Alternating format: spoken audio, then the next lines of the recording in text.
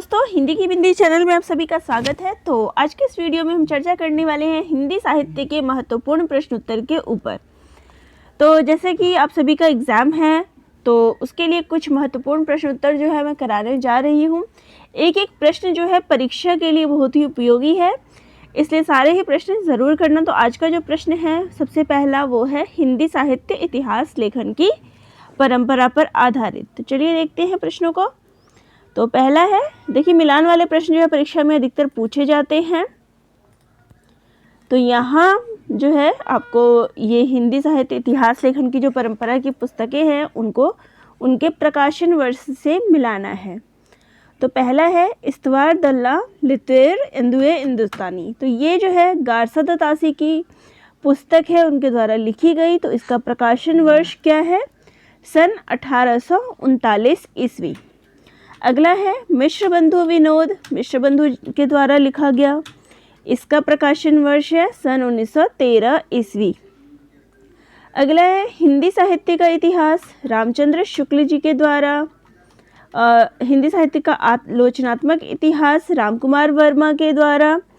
तो इसका प्रकाशन वर्ष है 1938 ईस्वी। और हिंदी साहित्य का इतिहास रामचंद्र शुक्ल जी के द्वारा, इसका प्रकाशन वर्ष है 1929 ईस्वी। तो ये था हमारा पहला प्रश्न। अब अपने दूसरे प्रश्न पे आते हैं। तो यहाँ भी हमें मिलान ही करना है। तो पहला है 1883 ईस्वी। तो ये है शिव सिंह सरोज जो है शिव सिंह के द्वारा लिखा गया, ये हो गया। 1965 ईस्वी हिंदी साहित्य का वैज्ञानिक इतिहास, गणपति चंद्र गुप्त जी की पुस्तक। 1888 ईस्वी the modern vernacular literature of Hindustan, George Grierson की पुस्तक।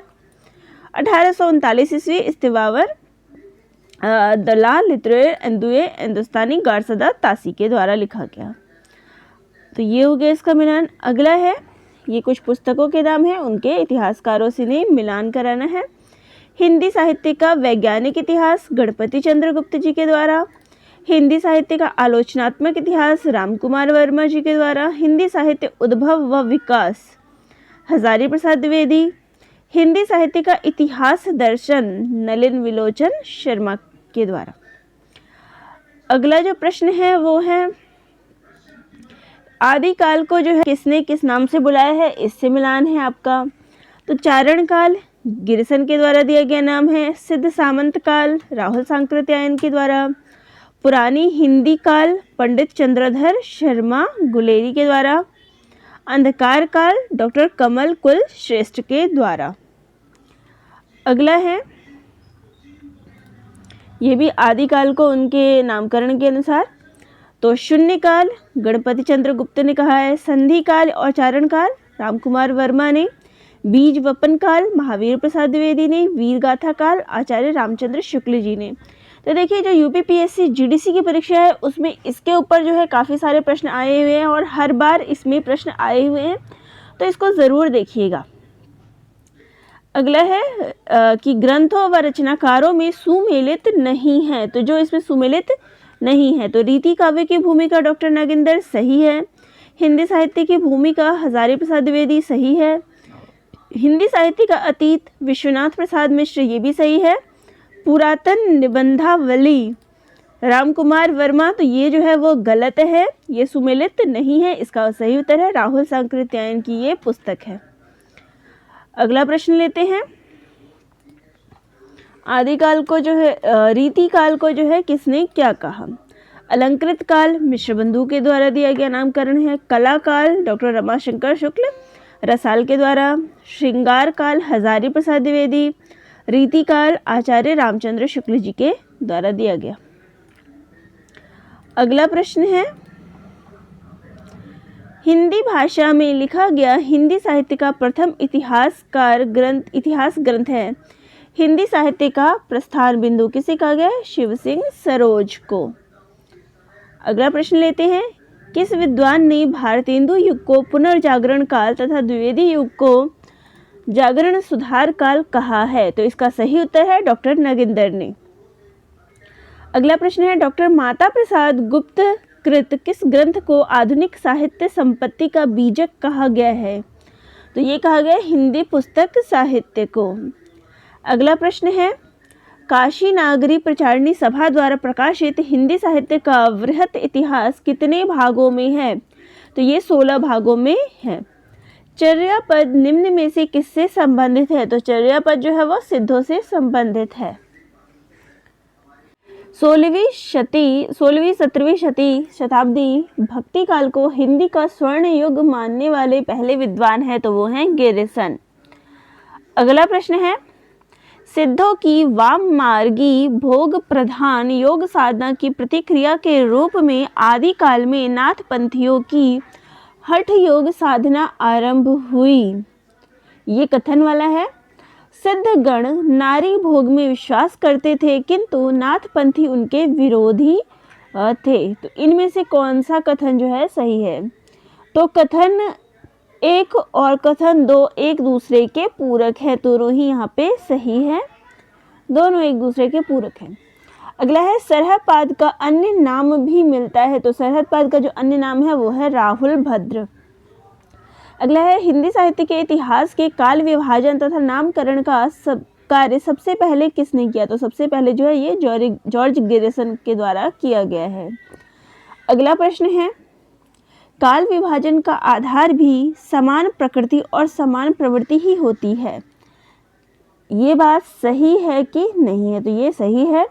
अगला है, नामकरण की सार्थकता इसमें है कि वह पदार्थ के गुण अथवा धर्म का मुख्यतः द्योतन करे। तो यहाँ पे दोनों ही कथन जो है वो सही है। अगला प्रश्न लेते हैं। तो यहाँ पे लिखा गया कि निम्नलिखित किस कथन में सिद्धों व नाथों की साहित्य प्रवृत्तियों में असामान्यता सिद्ध होती है? तो यहाँ पे दोनों सद्गुरु की महत्ता पर बल देते हैं, सही है। दोनों के साहित्य की भाषा शैली संध्या भाषा है, तो सही है। दोनों ने शून्यवाद की प्रतिष्ठा की, सही है। दोनों वाम मार्गी साधना पद्धति पर बल देते हैं, तो ये गलत है। तो ये इसका सही उत्तर हो जाएगा। अगला है, निम्नलिखित किस कथन में सिद्धों व नाथों की साहित्य प्रवृत्तियों में असमानता प्रकट होती है? तो अंतः साधना पर बल तथा बाह्य आडंबरों का खंडन, सही है। दोनों में वर्णाश्रम व्यवस्था पर तीखा प्रहार किया, सही है। नाथों ने हठ योग व सिद्धों ने काया योग साधना पर बल दिया, सही है। दोनों ने नारी को भोग्या कहकर संभोग से निर्वाण की बात कही है, तो ये गलत है। तो ये असमानता है दोनों के बीच, ये इसका सही उत्तर है। अगला है, निम्नलिखित में से जैन साहित्य की प्रवृत्ति नहीं है। तो जैन साहित्य की प्रवृत्ति जो नहीं है वो क्या है? आध्यात्मिक चिंतन की प्रधानता, सही है। रहस्यवादी विचारधारा का समावेश, सही है। बाह्य उपासना पर बल, तो ये नहीं है। शुद्ध आत्मानुभूति पर जोर, ये सही है। तो इसका सही उत्तर ये हो जाएगा। अगला प्रश्न है, आदिकालीन रासो साहित्य की सामान्य प्रवृत्तियों और विषय वस्तु की दृष्टि से निम्नलिखित में से कौन सा कथन सही नहीं है? युद्धों का सजीव चित्रण, सही है। व्यक्तिगत शौर्य के प्रदर्शन का चित्रण, ये भी सही है। व्यापक राष्ट्रीयता की भावना का चित्रण, तो उस समय जो है राष्ट्रीयता की भावना नहीं थी। विलासितापूर्ण सामंती जीवन का चित्रण, तो ये सही है। तो इसका जो सही उत्तर हो जाएगा वो ऑप्शन 3 हो जाएगा। अगला है, परमाल रासो जगने के आकार और भाषा में परिवर्तन होता रहा क्योंकि यह लोक गेय काव्य था, तो ये इसका उत्तर सही है। तत्कालीन शासकों ने इसमें परिवर्तन करवाए थे, ये नहीं होगा। जगनिक ने स्वयं इसे बदल दिया था, ये भी गलत है। इसकी 7 प्रतियां मिलती है, ये भी गलत है, ये इसका सही उत्तर है। अगला है, बीसल देव रासो जो कि नरपति नाल की पुस्तक है, मूलतः किस प्रकार का काव्य है? तो ये एक श्रृंगार प्रधान काव्य है। अगला है, नागरी प्रचारणी सभा द्वारा प्रकाशित पृथ्वीराज रासो को प्रमाणिक मानने वाले विद्वान हैं, तो इसको प्रमाणिक मानने वाले विद्वान हैं श्याम सुंदर दास। अगला है, यह पूरा ग्रंथ जाली है। पृथ्वीराज रासो विषय की यह मान्यता किसकी है? तो यह मान्यता आचार्य रामचंद्र शुक्ल की है। 84 वैष्णव की वार्ता के कर्ता माने जाते हैं गोस्वामी गोकुलनाथ। अगला है, मुनि जिन विजय के अनुसार जैन रास काव्य परंपरा का प्रथम ग्रंथ है। तो इसका प्रथम ग्रंथ जो माना गया है वो है भरतेश्वर बाहुबली रास, जो कि शालिभद्र सूरी की पुस्तक है। अगला है हिंदी साहित्य की आदिकालीन रचना राउरवेल के बारे में निम्नलिखित में से कौन सा कथन सही नहीं है। तो यहाँ पे राउरवेल के बारे में, यह एक शिलांकित कृति है, सही है। इसकी रचना बेल नामक नायिका के नक्श के प्रसंग में हुई है, तो ये गलत है। यहाँ में सही नहीं है, यानी गलत कथन के पूछा गया है, तो वो यही है। यह चंपू काव्य की प्राचीनतम कृति है, सही है। इसमें हिंदी भाषा की 7 बोलियों के शब्द मिलते हैं, ये भी सही है। तो इसका जो गलत उत्तर है वो ये है, और यही इसका सही उत्तर है। अगला है हिंदी साहित्य के आदिकालीन कवि अमीर खुसरो के बारे में निम्नांकित में से कौन सा कथन सही नहीं है। तो देखिए, इस प्रकार के प्रश्न जो है आजकल परीक्षाओं में अधिकतर पूछे जा रहे हैं। वे खड़ी बोली को काव्य भाषा बनाने वाले पहले कवि हैं, ये कथन सही है। हिंदी साहित्य में इन्होंने पहेलियों और मुकरियों का प्रचलन किया, ये भी सही है। भाषा के लिए इन्होंने सर्वप्रथम हिंदुई, हिंदोई व हिंदवी जैसे शब्दों का प्रयोग किया, सही है। डॉक्टर राम कुमार ने इन्हें अवधि का अंतिम कवि माना है, तो ये गलत है। इसका सही उत्तर चौथा हो जाएगा। और अगला प्रश्न है, सिद्धों के द्वारा अपनाई गई एक विशेषता ने मलिक मोहम्मद जायसी की रचना पद्मावत एवं तुलसीदास की रचना रामचरितमानस दोनों को प्रभावित किया। तो वो क्या थी? छंद योजना। अब यहाँ पर जो हमें सुमेलित करना है रचनाकारों को उनकी रचनाओं से। संदेश रासक अब्दुल रहमान, भविष्यत कथा धनपाल, प्रबंध चिंतामणि मेरुतुंग, पाहुड़ दोहा राम सिंह, उपदेश रसायन रास जिनदत्त सूरी। तो ये हो गया इसका। अगला जो है वो हमें सुमेलित करना है यहाँ पे विषय वस्तु के साथ उनकी रचनाओं को। प्राकृत पैंगलम लक्ष्मीधर की पुस्तक है, ये एक छंद शास्त्र है। शब्दानुशासन हेमचंद्र की पुस्तक है, ये एक व्याकरण ग्रंथ है। राउरवेल रोरा, ये नक्षिक वर्णन है। इसमें वर्ण रत्नाकर ज्योतिषीश्वर ठाकुर की पुस्तक है, ये मैथिली गद्य ग्रंथ है। अगला है आदिकालीन रासो साहित्य का कौन सा ग्रंथ अभी तक उपलब्ध नहीं है। केवल प्राकृतिक पैंगलम में प्राप्त 8 छंदों के आधार पर इसकी कल्पना चली आ रही है, तो वह पुस्तक है हमीर रासो, जो कि शार्ंगधर की है। अगला है अपभ्रंश से प्रभावित रचना है, तो अपभ्रंश से प्रभावित रचना है राउरवेल रोड़ा की पुस्तक। अगला है नाथ संप्रदाय के प्रवर्तक गुरु गोरखनाथ की हिंदी रचनाओं का संकलन किस विद्वान के द्वारा गोरखबानी 1942 नाम से किया गया। तो देखिए गोरखबानी के जो रचनाकार है जिनका संपादन किया है वो है डॉक्टर पीताम्बर बड़थवाल ने। अगला है निम्नलिखित में से कौन सी रचना विद्यापति की नहीं है। पदावली है, कीर्तिलता है, कीर्ति पताका है, लेकिन कवित्त रत्नाकर नहीं है, तो ये इसका सही उत्तर है। अगला है निम्नलिखित में से कौन सी रचना हिंदुस्तान की तूती अमीर खुसरो की नहीं है। दो सखुने, ढकोसला, खालिक बारी ये है, लेकिन जो मिराजुल आशिकीन है ये नहीं है, तो ये इसका सही उत्तर है।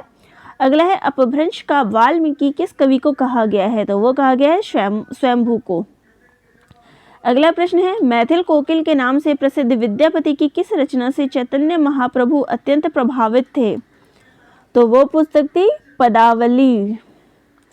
अगला है वह आए तब शादी होए उस बिन नीका और न कोई, नीका लागे वाके बोल क्यों न सखीन साजन, क्यों सखी साजन ना सखी ढोल। ये किस कवि की पंक्तियां हैं, तो ये अमीर खुसरो की पंक्तियां हैं। अगला है अमीर खुसरो की प्रसिद्ध रचना जिहाले मिस्की मुकुंदरम फुलदुराए नैना बनाए बतिया मुख्यतः किस भाषा शैली से संबंधित है। रेखता। अगला है अमीर खुसरो ने मुखरियों और पहेलियों की रचना किस बोली से की है, तो उन्होंने जो है खड़ी बोली से की है। अगला है घोड़ा अड़ा क्यों, पान सड़ा क्यों, क्योंकि फेरा ना था। अमीर खुसरो ने इन पंक्तियों में शैली है, तो ये जो है दो सखुने में लिखा गया है। अगला है यहाँ पे जो है आज हम आदिकालीन पढ़ रहे हैं हिंदी साहित्य के इतिहास लेखन की परंपरा और आदिकाल। तो आज मैं यहीं तक प्रश्न उत्तर जो है आप सभी को करा रही हूँ। अगले वीडियो में आगे के तो अगले वीडियो में बाकी आपको आगे की जो है क्वेश्चन आंसर आप सभी को करा दिए जाएंगे। तो जीटीसी के एग्ज़ाम के आपके प्रिपरेशन के लिए ये सारे प्रश्न बहुत ही उपयोगी है, इसलिए वीडियो को पूरा देखिएगा। तो अगर आपको ये वीडियो अच्छी लगे तो चैनल को ज़रूर सब्सक्राइब करिएगा। तो दोस्तों आप सभी का बहुत बहुत धन्यवाद। मिलते हैं अगले वीडियो में।